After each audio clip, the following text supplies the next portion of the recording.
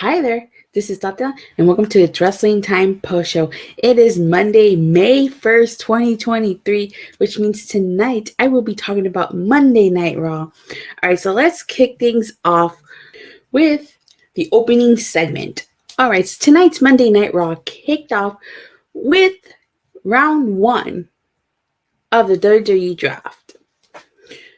So Triple H did this round. And he let us know that Brock Lesnar is not eligible to be drafted tonight because he renegotiated his contract and he can appear on anywhere. Triple H botches and said that the rosters would take effect March 8th when he meant May 8th, which is after Backlash. So we find out that Rhea Ripley, Seth freaking Rollins are going to Raw, Austin Theory and Charlotte Flair are going to SmackDown. So I have to say, I'm not surprised Rhea Ripley went to Raw since Bianca BelAir got drafted over to SmackDown. Honestly, instead of having Bianca and Rhea Ripley swap titles like Becky Lynch and Charlotte Flair, what you can do is just rename the titles, give them a new design. And, since Bianca's going to SmackDown, you can have her be the WWE Women's Champion and you can have Rhea Ripley be the Women's World Champion, kind of like in the Ruthless Aggression era where you had the World Heavyweight Champion, the World Tag Team Champions, and then on SmackDown you had the WWE Champion and the WWE Tag Team Champions. So a simple solution. And honestly, you know what would have been the best solution is if you didn't draft them, two separate brands with their titles. That would have been an easier solution. Don't draft them. So Triple H introduces Paul Heyman, and this leads into a Paul Heyman promo. He says that he will address the Usos in private and that the Usos will address their problem in Puerto Rico. Heyman says that he won't be the only one addressing these problems. Roman Reigns will address these problems too.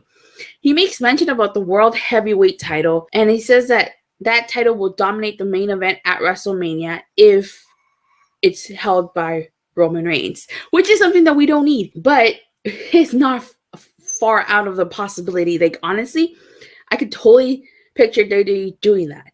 Giving Roman Reigns this belt and he'd be 3 belts Reigns. Why? Just because. Reigns doesn't need a third belt. But, of course, Reigns has to win another belt, right? Really, it would be the worst thing to do if you give Roman Reigns this belt. Because then what's going to happen when Roman does lose the titles? What, you're going to have 3 separate titles, or do you unify the WWE Universal title? Does that just become one title? Who knows? But I really hope they don't put this third title on Reigns. So Heyman indirectly mentions Seth Rollins, and so Seth Rollins takes the hint and he comes out. He confronts Paul Heyman and tells him that Roman Reigns doesn't have to run from him anymore, and that he has a spoiler for Paul Heyman. He says that he's going to win World Heavyweight title, and the world will see what a real champion looks like. Heyman receives a call from Roman Reigns in the middle of the ring, and then while he's talking on the phone to Roman, Seth Rollins conducts the crowd to sing his theme song, which upsets Heyman, and Heyman says that Seth Rollins is pissing off Roman. And then Sikoa comes out, and we find out that the main event is going to be Seth freaking Rollins versus Sikoa. So next we get Liv Morgan and Raquel Rodriguez versus Bayley and Dakota Kai, and Raquel, she's a Tejana, and they were in Texas, Fort Worth, Texas, and I really, really liked her attire tonight. It was inspired by the Queen of Tejano herself, Selena Quintanilla, paying homage to her by wearing her last concert-inspired attire here, which I thought was really, really sweet. And I know they weren't in Corpus Christi, Texas, but they were still in Texas, so the fact that Raquel wore this in Texas, just warmed my heart. So I didn't think this match was bad. I'm actually surprised by the fact that Damage Control ended up winning this match, because I was not expecting them to win, especially because they got drafted over to SmackDown. I honestly really thought that Liv Morgan and Raquel Rodriguez were going to win this, but nope, they didn't. Damage Control won, and it's typical WWE making a hometown wrestler lose in their home state. So in this case, Raquel Rodriguez lost in her home state of Texas. So backstage, Adam Pearce tells Brock Lesnar to keep the peace, and Lesnar tells him to good luck with that. And then we get round 2 of the draft, which the Raw picks are read by Booker T And the SmackDown picks are read by his wife, Queen Sharmell. Of course, they're going to get Booker T. They're in Texas. And so for Raw, we get Kevin Owens and Sami Zayn. And of course, the Judgment Day. And then on SmackDown gets the Usos and LWO. So I'm a little surprised by the Usos going to SmackDown. I thought that they were going to separate them from Roman, Paul Heyman, and Sikoa. But I guess that wasn't the case here. Also, too, what does this mean for the tag titles? Does this mean the tag titles are not going to get separated? Are we going to create new titles for SmackDown? Because if we're going to get new titles here, they need to do something with Kevin Owens and Sami Zayn's titles. But me personally, I would just split the titles in half. Sami Zayn and Kevin Owens are on Raw, so separate the titles, give the SmackDown back their titles too. Because if now what's going to happen is that kind of like when the Usos had a stranglehold on those tag titles, Kevin Owens and Sami Zayn, you know, they're going to pretty much put a stranglehold on the division. We get Braun Strowman and Ricochet versus Alpha Academy. And there was an awesome opening sequence between Ricochet and Chad Gable. Strowman doing a crossbody and a power slam to Otis was incredible. But in the end, Braun Strowman and Ricochet are victorious. And who would have thought that such a makeshift team would make an actual good tag team? Technically, we're supposed to get the round 3 of the draft. But before we can even start, Brock Lesnar interrupts and he cuts a promo. And he basically tells Fort Worth, Texas, how does it feel to be looking at the only real cowboy in the state? Security comes down to try to stop Brock Lesnar. Cody Rhodes music hits. And he attacks Brock Lesnar from behind, and Cody busts open Brock's lip. I have to say, this is the exact same thing that happened last time they were in the same building. Nothing new. So, I mean, this happened already. You got to sell me the match. You got to make me excited for the match. And when you have a repeat situation, how is that supposed to make you excited for their match? It doesn't. So, we've seen this before. Then afterwards, you get round 3, which was originally supposed to be HBK reading the Raw picks and Adam Pearce reading the SmackDown, but because Adam Pearce is doing with Brock Lesnar, HBK takes over the whole situation. So we find out that the New Day, Liv Morgan and Raquel Rodriguez are going to Raw, and Asuka and the Brawling Brutes are going to SmackDown. So now Charlotte, Asuka, and Bianca are all on the same brand again. So we get a Kevin Owens and Sami Zayn backstage segment, and basically Matt Riddle approaches them and says that this has been the greatest week ever, and that they can all hang out together since they got drafted to Raw. And Kevin Owens wasn't happy hearing this because he said that Matt Riddle wanted to hang out all the time.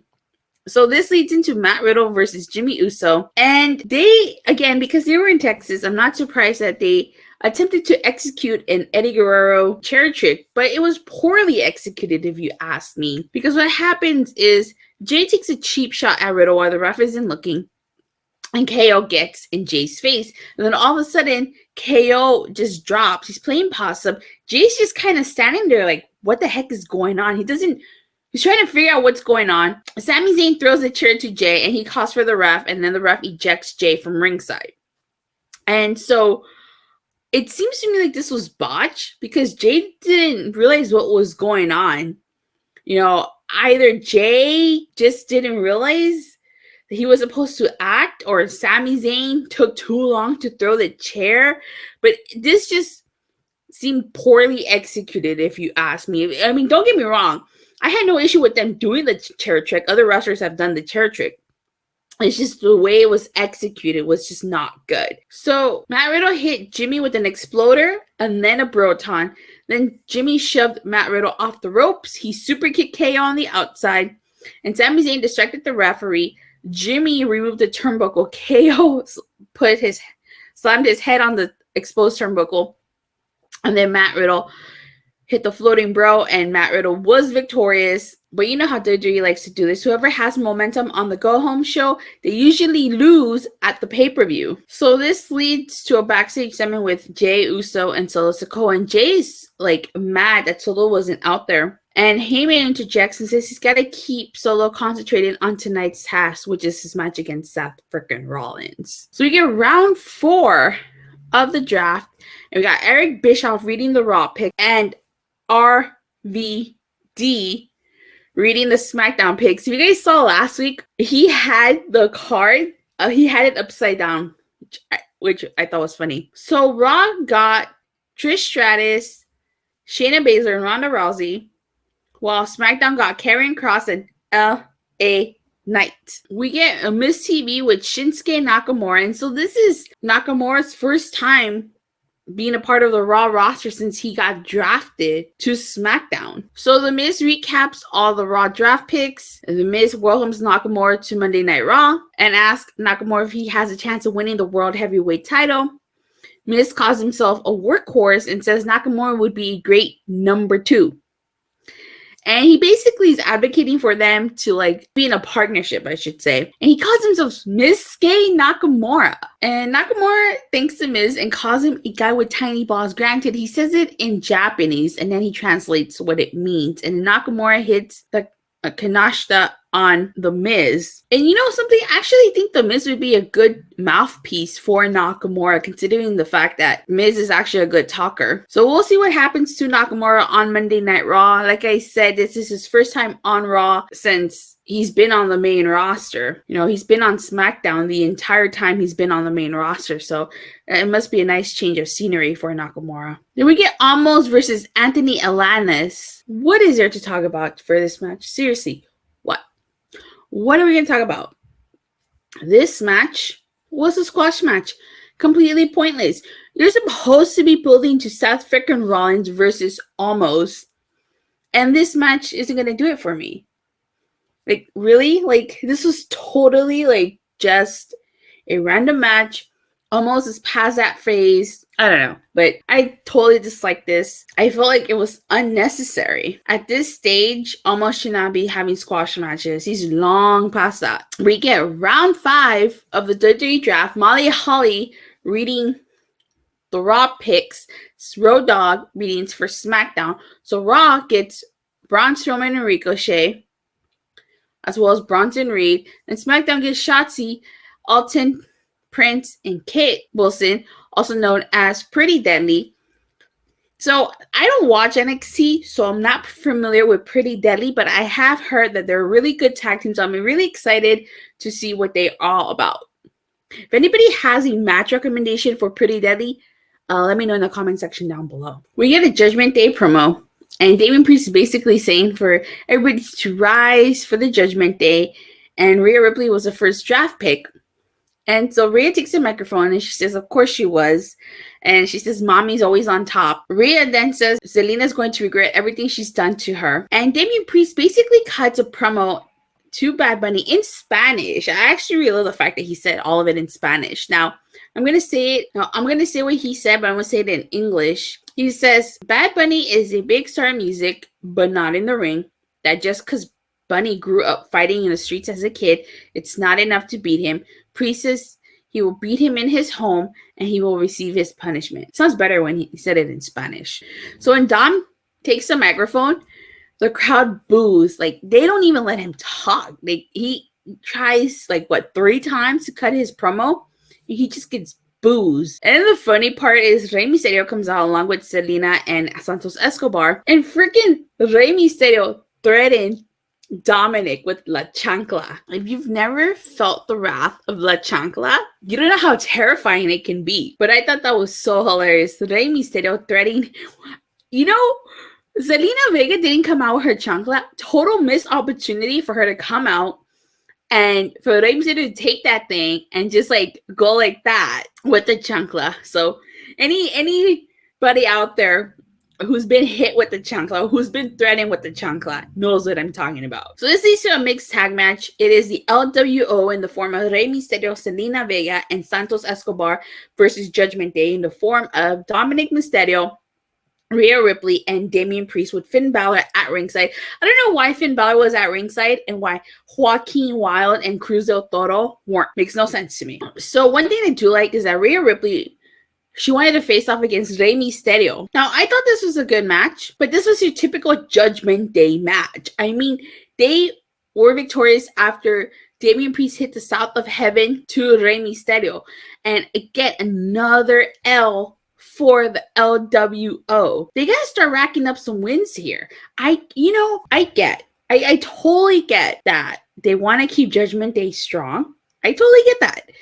And there's nothing wrong with Judgment Day losing. They've lost before, but they've defeated the LWO every single time since the group's inception. I mean, even before they were the LWO and they were Legado del Fantasma, they had a rivalry with Hit Row.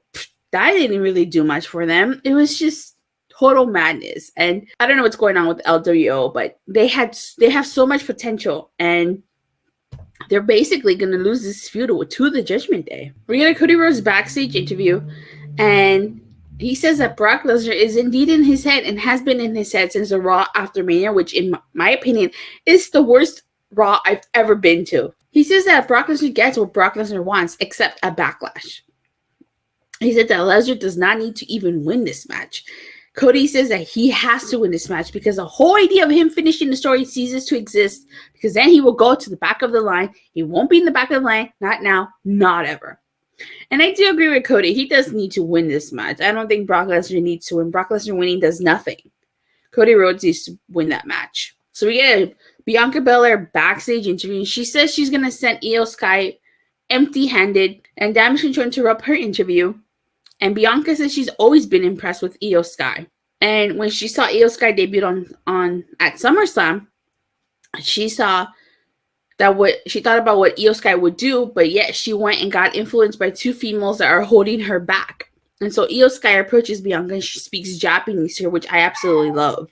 Dakota Kai attempts to translate, but Bianca tells Dakota Kai that she doesn't need a translation, that she and Io Sky understand each other. So I'm sure it's going to be a great match. I really don't doubt that, but there's no way Io Sky is defeating Bianca BelAir. If Asuka couldn't beat her, and Asuka should have beaten her, I don't think Io Sky is doing it. So the final round of the WWE draft, we had JBL do the Raw picks and Teddy Long do the SmackDown picks. Raw got Alpha Academy, Katana Chance, and Hayden Carter. SmackDown got Rick Boogs and Cameron Grimes. So I'm really surprised they kept Alpha Academy together. All those hints of them getting split up, and it seems like that's not going to happen. Rick Boogs really sadly separated him from Elias, but I don't know much about Katana Chance and Hayden Carter. Again, I don't watch NXT, but if I'm not mistaken, aren't they the ones challenging this tomorrow for those NXT titles? So what's going to happen with the NXT women's tag titles here? They booked themselves into a corner. And then Cameron Grimes is going to the moon. So I know of Cameron Grimes. So, okay, I may not watch NXT, but I know who he is. And I know a little bit about his gimmick about going to the moon. And I know he had that whole rivalry with LA Knight. So I know a little bit. Xavier Woods cuts a quick promo talking about how the New Day is coming back to inject new life into the Raw's tag team division, and it needs a new life, that's for sure. So our main event ends up being Seth freaking Rollins versus Solo Sikoa, and this was actually a really great match. I was enjoying this match. The crowd kept singing Seth Rollins' theme song, and Solo Sikoa was covering his ears. We had Solo Sikoa doing the Samoan drop to Seth Rollins. He did the spinning solo, and the match still wasn't over. You know, Seth Rollins was egging on Solo Sikoa to keep attacking him. He went face first into the ring pose, and then just when I thought we were going to have a clear winner, Jimmy and Jey Uso attack Seth Rollins. The match ends in a DQ. Then Matt Riddle, KO, and Sami Zayn come out, attack the Bloodline, and then the Raw goes off the air. Seems like they ran out of time. And I thought it was a good match. Not happy that it ended in a DQ. I mean, I don't know why it ended in a DQ when Solo Sikoa is no longer undefeated, and this would have only been his second loss. So, but I guess you gotta keep him strong going into Backlash. So overall, tonight, well, I didn't necessarily mind some of these matches, like Liv Morgan and Raquel, especially with her Selena-inspired attire, versus Bayley and Dakota Kai wasn't bad. I didn't think Braun Strowman and Ricochet versus Alpha Academy was bad. Hell, I even liked the main event. I just disliked the finish. But the Cody Brock Lesnar segment we've seen before. I didn't really care for the Omos versus Anthony Alanis squash match. Mixed tag match was okay, but it's typical Judgment Day match. So this Raw was okay. It wasn't, the best thing on planet Earth, but it was okay. We will see if things change next week after Backlash once the roster drafts go into effect. And so if I had to, I would give tonight's Raw 5 out of 10. But with that being said, you guys, thank you guys all so much for watching and for the continuing support. Please don't forget to like and subscribe. Make sure you hit that bell so you get notified whenever I go live or release a new video. And I'll see you guys Wednesday after Dynamite. Bye.